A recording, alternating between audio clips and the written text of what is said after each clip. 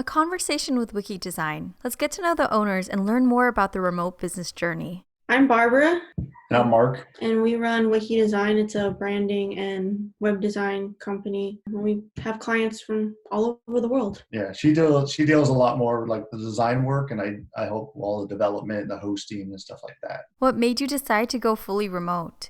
Again, I think it was just the right time to do it. There was no reason why we couldn't, and we both like to travel a lot. So it was an opportunity to do a lot of traveling. So we're based out of the Philadelphia area, and we would have some clients we would meet up with, but we found out that the majority of our clients weren't local based at all. So it's kind of like how I think a lot of things have changed. You don't really need to be tied to a physical location anymore. In a lot of industries, it doesn't matter really. So yeah, we just kind of ran the numbers and figured, hey, let's do it for a while and see what happens. What were some challenges and solutions you found as a remote business owner?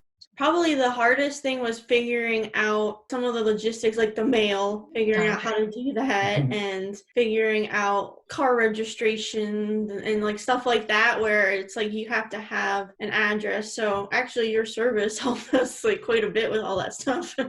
Virtual post mail was probably one of my favorites because some clients would still send us checks. It's not ideal. So we were on the road. I get a check. What I loved about the service was you guys would just deposit it for us like that. I used that several times. That saved my butt because I couldn't send that check to where I was because we were on the road. Sometimes that we would only be in places for a couple of days, maybe a week. I didn't want checks to just be floating around trying to find me everywhere. So that was a really that good was really service. useful. And then just the fact that you guys scan the mail, and if it is junk mail, you just shred it, so we're not getting a bunch of stuff that we don't need. It was really useful. We still use it now that we're home. People sometimes still send us checks, and then we just hit the deposit, and in a couple of days we get it. It's awesome. If you had one piece of advice for an aspiring remote business owner, what would it be?